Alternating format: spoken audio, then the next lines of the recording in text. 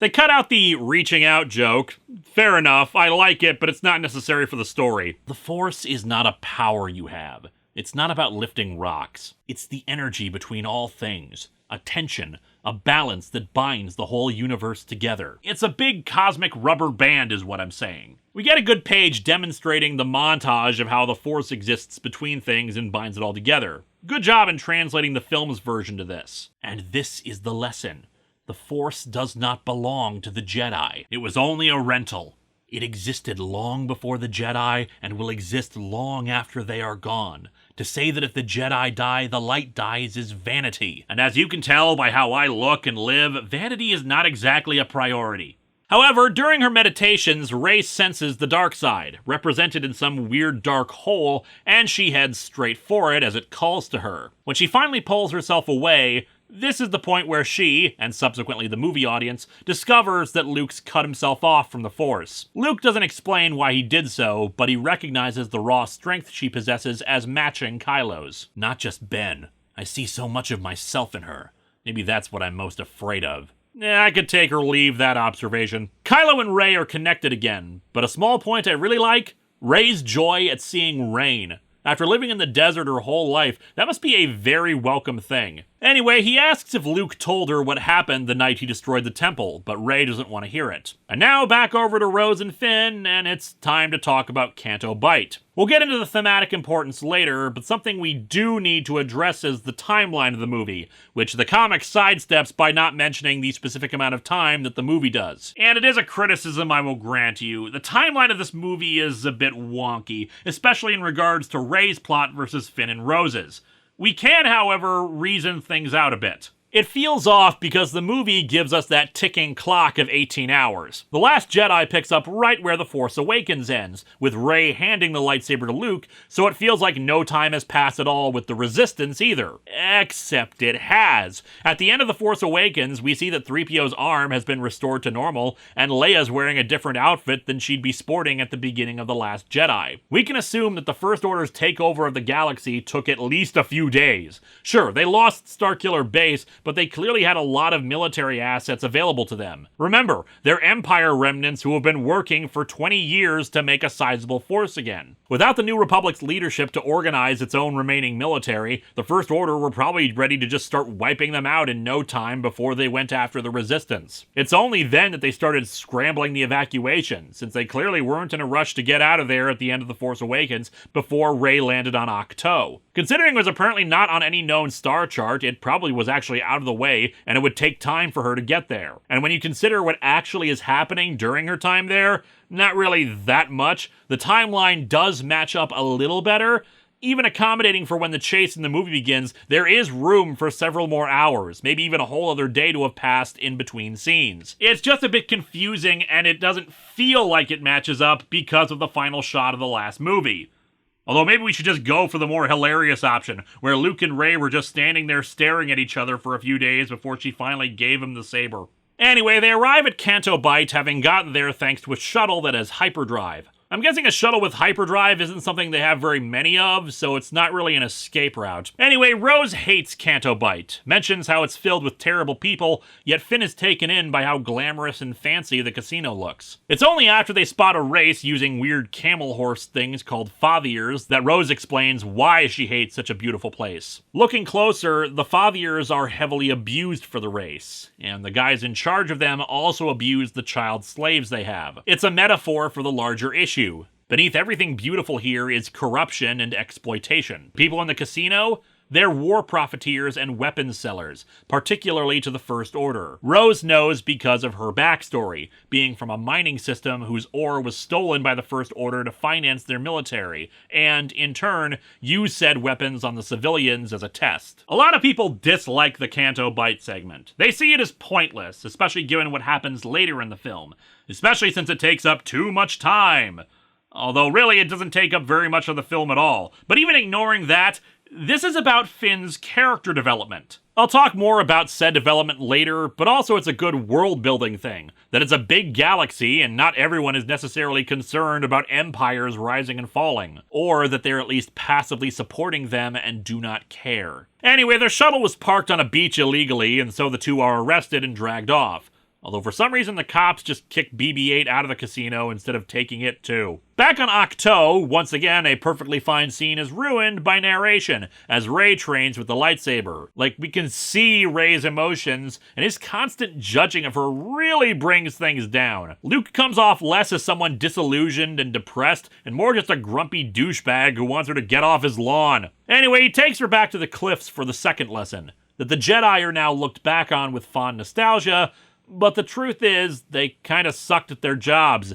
At the height of the Jedi's power, Palpatine was able to rise, create the Empire, and then wipe out all the Jedi while stealing one of their order away to become his right-hand man. However, Rey counters that Luke was able to redeem Vader. An added line here is Luke lamenting ever telling the story of how he redeemed his father. But I learned how quickly a good tale spreads throughout the galaxy and becomes legend. Although a bad tale can spread throughout the galaxy even faster and become infamous. I mean, have you seen the reviews for the Cats movie? Rey's knowledge of that story and the legends concerning Luke and the Jedi are at the heart of her character arc through the movie. She inquires what happened that night when Kylo betrayed him. He had sensed darkness rising in him, but when he went to confront Ben, it was too late. He collapsed the structure on top of him and burned the temple to the ground, slaughtering all but a handful of his students. Luke blames himself, thinking he believed in his own legend too much. Rey insists that a legend is what they need right now. Although, as we see with the fleet, what they really need is more fuel, since one of the ships has run out and fallen behind, its crew evacuated before the First Order destroys the ship. Also, apparently the world of Star Wars doesn't believe in autopilots, since the pilot of said ship stays behind and is killed. Back at Canto Bight, Finn and Rose are in a jail cell and don't know how to escape. But fortunately, they've been put into the same cell as a guy who not only claims he can get them out, but has knowledge of the First Order's code systems that could do the job of the Master Codebreaker they came for. Okay, now this is a criticism I actually can get behind. It is really convenient that they just happen to be put in the same cell as this guy. However, I am willing to overlook that because this character, DJ, is wonderful and I love him. Played by Benicio del Toro, DJ is an eccentric thief with excellent lockpicking and code-breaking skills that he uses to get them out, with a very charming stutter to a lot of his dialogue and mannerisms. It's just a character that clearly has a lot of history and intrigue around him that makes me want to see more of him. He walks out in a different direction than the others, running right into the cops, but BB-8 has arrived and shoots out a bunch of coins to repel the guards until DJ can knock them out with his boots. What's your story, Roundy? Where'd you get the coinage? Bleep! A drunk alien in a tuxedo thought you were a slot machine? Fair enough. Pity they cut it out of the comic version, so I had to exposit it here. Fair enough. Finn and Rose escape through the sewers right into the holding pen of the Fathiers. One of the child slaves wants to raise the alarm, but Rose shows off her ring with the sign of the Resistance. Stories and legends inspire us. They inspire us by wanting to live up to an example, or are cautionary tales meant to keep us from going down a similar path. We saw it with how Rose and her sister were inspired by Finn. We saw it with Rey's veneration of Luke. And we see it here with a little kid wanting to help the Resistance. Although that involves riding on the back of a camel horse through a bunch of stuff at high speeds. That's less inspiring and more painful. And so they run the whole pack of Fathiers through the city, wrecking up the casino in particular. Now, as I said, I like the Canto Bight plot because of what it will lead to for Finn's character, but I do admit this sequence is a bit too much like a big CGI video game kind of thing that feels a bit too chaotic. Anyway, they get thrown off the Fathier near a cliff, nearly cornered by the police. Fortunately, BB-8 and DJ arrive with a ship to pick them up. Back on Ahch-To, more unnecessary narration from Luke. This adaptation is really afraid of letting the art carry any meaning. And I admit, it's not great art. I mean, look at this shot of Luke here from the bottom of the page. Yeesh. But it still doesn't need all the extraneous talking. Rey and Kylo connect again. I'd rather not do this now. Neither would I. And we see that he's shirtless. Yeah, I really don't want to connect right now. By the way, have you heard about my 8-pack? Okay, just to spoil things from later, but Snoke is the one connecting the two, and I friggin' love that he decided that now, when Kylo just got out of the shower or whatever, was the perfect time to have them talk. Anyway, Rey is confused why Kylo would hate his father. Kylo counters that Rey's own parents threw her away like garbage, so feels like she should understand. She rejects that, but he says they did, and she keeps looking for father figures, Luke, Han, etc. He also explains what he thinks happened that night, that Luke sensed his power and feared it, and prepared to strike him down with his lightsaber, but he had woken up before it happened. She rejects this. Let the past die. Kill it if you have to. That's the only way to become what you were meant to be. A lot of people assume that that is the thesis of the movie, but it's not. It's the villain advancing his philosophy. More on that later. Again, this review is going to end up longer than the 500th episode at this rate. Rey travels into the dark side hole thing that she saw while feeling out the Force. She goes into a bit of a vision, seeing repeated mirror images of herself, traveling along the line until she asks to see her parents, and ultimately only finds herself. Oh my god. I'm going to travel through time and become my parents! She's recounting this to Kylo Ren, the two commenting to the other that they're not alone and it isn't too late to change. They bring their hands together and touch, but Luke, still the grumpy old man, interrupts. Rey demands to know if it's true that he tried to murder him, but Luke doesn't want to talk about it. She attacks him, demanding answers, so Luke responds by grabbing a pole to defend himself with, only making one motion to kind of whack at Rey. The rest of the time, not so much, only being on the defensive. However, she finally forces him back to get the truth when she whips out the lightsaber. And Luke, in this little Rashomon tribute we've been having, recounts what really happened. He had sensed darkness in a few moments during training, but that night he looked into Kylo and it was far worse than he had imagined. A darkness within him that had already manifested. Snoke had already turned Kylo to the dark side, and in his visions, he beheld the death, destruction, and pain that Kylo would cause. The end of everything he loved. And in a moment of pure instinct, he ignited his lightsaber to stop it, and then that instinct passed and he felt ashamed of himself for the thought that he could attack his own nephew. Unfortunately, all Kylo could see when he woke up was Luke standing over him with a lit lightsaber, so he assumed the worst and attacked. And this is a big one for a lot of people who dislike this movie. And I get it. They see it as Luke thinking about killing this kid, that his character was ruined, ready to murder his nephew when he had tried to redeem Vader, just for sensing a little darkness. Hear me out. 1. He didn't just sense some darkness, he sensed that he had already been turned. Kylo had already betrayed him at that point, and was just looking for an excuse to put it out in the open. 2. He had a moment of hesitation where he turned on his lightsaber and then immediately regretted it and felt ashamed. He did nothing. He saw darkness and instinctively wanted to attack. Hell, it's a lesson he's still struggling with because he was horrified when Rey looked into darkness and didn't pull away from it. And finally, yeah, he redeemed his father after getting so pissed off that he sliced off his dad's robot hand, egged on by the Emperor who wanted him to take the final blow just for the idea that he would corrupt Leia. And remember, all throughout Return of the Jedi, everyone else was telling him he had to fight, had to kill Vader, and he resisted all of them, and yet he went friggin' berserk on Vader during that scene. The idea that Luke is incapable of that kind of weakness ignores, his moments of weakness. And that's just a really obvious example. Recall that even just the thought of his friends in danger got him to abandon his training and race off to Cloud City, an act that almost got him killed. Hell, his darkest fear in Empire Strikes Back is becoming Vader, becoming a monster. And of course he was going to overreact and run away from that when he feared what he had done. Luke is not perfect. He makes mistakes and sees in himself his own failure and a cycle of pain that the Jedi started and his family has perpetuated, even seeing it in himself, as if the mass murders Kylo Ren committed could equal his one moment of weakness. Some people can't accept that because Luke is a symbol of hope for them, of light conquering darkness. I get that. But here is the alternative thing you should take away.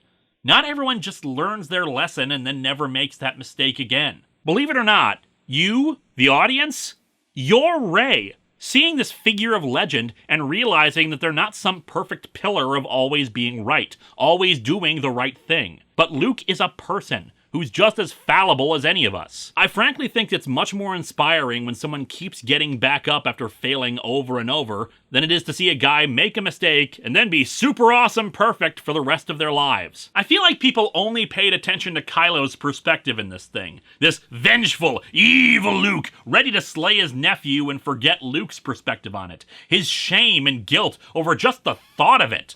You're absolutely right that Luke would not kill his nephew. But the thought that he might frightened him just like it had frightened anyone of good conscience. Rey believes that she can sense conflict in Kylo, that they can turn him back to the light and shift the tide in the war. She wants to go to him, thinking that he'll turn if she goes. The thing is, Rey believes in the legend of the Jedi and of Luke Skywalker. She thinks history is repeating itself and that Ben Solo can be saved like Darth Vader was at the end. She's trying to play act a story she heard, and that is her big character flaw. Look back at The Force Awakens, and you can tell her reverence at the events of the original trilogy, the excitement of rebellions, of the stories about the Jedi, putting on the fighter helmet and imagining herself somewhere else. She doesn't understand that this wasn't a story, it was real people with very specific circumstances and events that got them to where they were. Kylo Ren is not Darth Vader, and she is not Luke Skywalker. Luke says he can't help her, and it's not gonna work, but she leaves with Chewie and the Falcon, rushing off before she's ready to confront an adversary far more powerful with the foolish hope of turning him from the dark side, despite the warnings of her master. Now, where have I heard that before? Oh my God, shut up already! Are you really so bereft of imagination that you need to point out every frickin' similarity? You can't let actions speak for themselves! Not to mention, it's confusing two separate cases. Luke rushed off before his training was complete to save his friends, not turn Vader. He surrendered to Vader on Endor after his training was complete because he thought he could turn Vader. And he did! Anyway, Luke has had enough and goes to burn down the sacred tree and the Jedi texts. A very cool thing to note is that he changes his clothes into the Jedi robes to do so. The very same robes that we saw him wearing when Rey arrived, meaning that it's entirely likely that he was on his way to burn down the tree when Rey got there. Anyway, as he approaches, who should show up but Yoda's Force Ghost? We get some additional dialogue that wasn't in the movie, as well as a slightly altered order of events. I'm ending all of this. The tree, the text, the Jedi. I'm burning it all down. Come here to stop you, I have not. Never before have I succeeded in preventing you from following your own will. Start now, why would I? Then why have you come? And so Yoda summons lightning down to destroy the tree himself. Yeah, I don't like this version. In the movie, he does it because Luke, despite his proclamation there, hesitated and stopped himself. So Yoda's just, fine, I'll do it myself, you idiot. They even cut down the back and forth for this scene. The dialogue is pretty much the same, but now it's just a big lecture from Yoda. But yeah, here's where we get the counter to Kylo's philosophy. Yoda admits that while there was wisdom in the Jedi texts, there's more to this stuff than a bunch of old books. People learn, make mistakes, get better, and that needs to be taught too. Pass on what you have learned. Strength and mastery, but weakness, folly, failure also. Yes, failure most of all. The greatest teacher failure is. Kylo believes that you can only destroy the past. Yoda teaches that you learn from the past, but you don't let it define you. Although considering Rey stole the sacred text before the temple was set on fire, hopefully that whole theft thing in her past won't be held against her. Hell, this scene further helps explain Luke's characterization here. Skywalker, still looking to the horizon. Never here. Now. The need in front of your nose. Tie that in with his remarks he made earlier in the comic about spreading the legend. Luke is just as guilty of believing too strongly in the story of things. His ideal version of the Jedi versus what they actually were. His idealistic version of his father versus the truth of it. He came to this planet because he believed that the only thing the Jedi did was cause more pain in the galaxy, create more harm than good. The Jedi gave rise to the Sith, to Vader, and now to Kylo Ren. Whenever he's confronted with the reality that his actions would lead to a worse evil, Luke repeatedly does the same thing. He stops fighting. Whether it's throwing his lightsaber away in front of the Emperor, or leaping to his doom in Cloud City, it's just what Luke does. Luke Skywalker, the eternal embodiment of, I'm taking my ball and going home. Anyway, back to Finn, Rose, and DJ. DJ wants a down payment before he helps them with the break-in, in particular noting Rose's pendant. Finn doesn't want her to give it up, but she's dedicated to the cause. Finn also learns that the ship they're on is stolen. Well, at least we stole it from the bad guys to help the good. Listen, kid, you gotta stop with all the good guy, bad guy stuff. They're just made-up words. Let's see. For example, who owned this gorgeous hunk? Oh, this ship was owned by a serial killer of children. Okay, yeah, this was a bad guy. Never mind. Actually, it belonged to an arms dealer, one who sold weapons to both the First Order and the Resistance. Finn, let me learn you something big. It's all a machine, partner. Live free, don't join.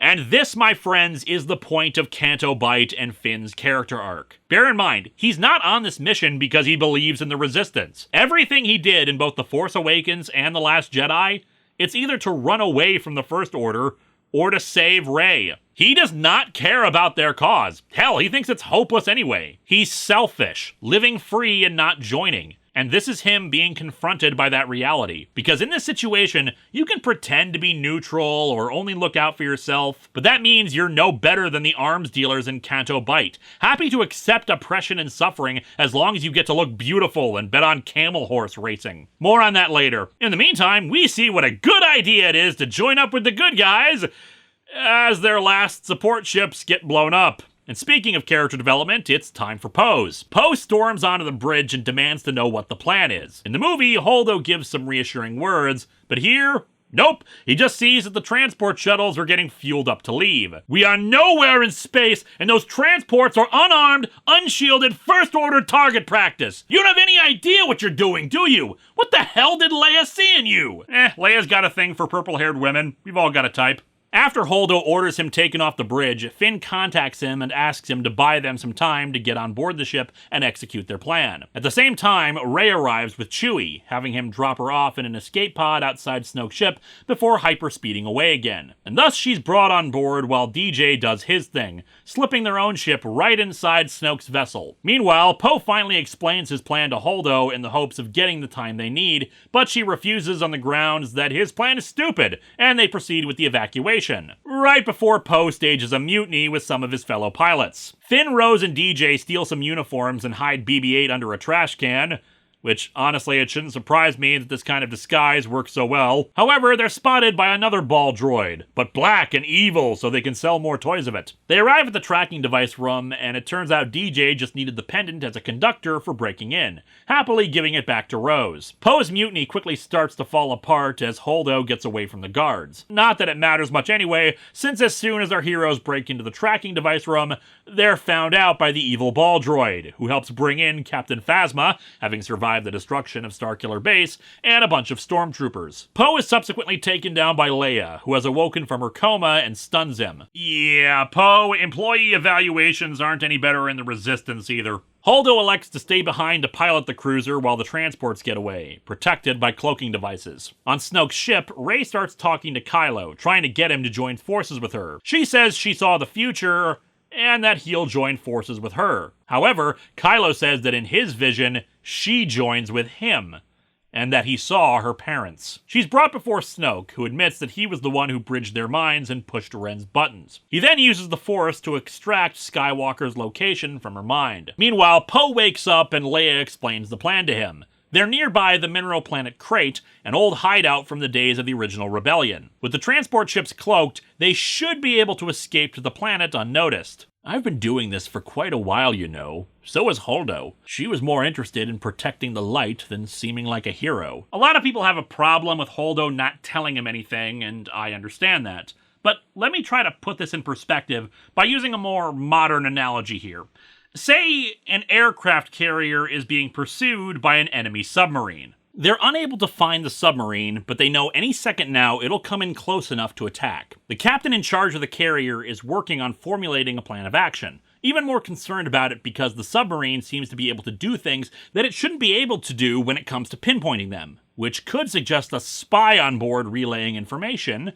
But every 10 minutes, one of the jet pilots stomps onto the bridge and demands the captain tell him what they're going to do about the submarine. Not only does the pilot show blatant disregard for their authority and rank, but continually refuses to follow orders, to the point where he used valuable equipment on a dangerous plan to find the sub himself without consulting anyone in the chain of command. He just screams insults at the captain, demanding explanations from him when it's not his job to know what the plan is unless it involves him. Tell me, who is acting appropriately here?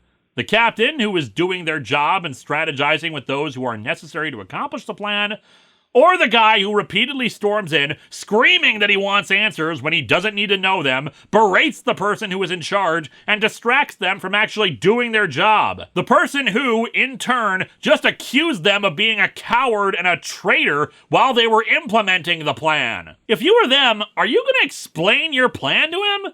Or are you going to tell him to piss off? Movies have a language to them, and part of that is the framing, the way it shows us who is the good guy and who is the bad guy. Because of traditional framing techniques, we are convinced that Poe is right and Holdo is wrong, until the rug gets pulled out from under us. Star Wars movies have conditioned you to believe in the underdog, that because we follow Poe around the most, that because we see things from his perspective, and because he was the one who was a hotshot, cool, daring pilot who saved Finn, destroyed Starkiller Base, and took down a dreadnought, that he must be the one who's correct, that insane, high-risk plans are the only ones with any chance to work. The decisions that Holdo makes are perfectly fine and reasonable. The film is trying to trick you, make you think that Poe is right and that she's wrong or evil because we haven't followed her as closely, that we don't know her. In reality, she had a plan, a much more sensible one than Poe's.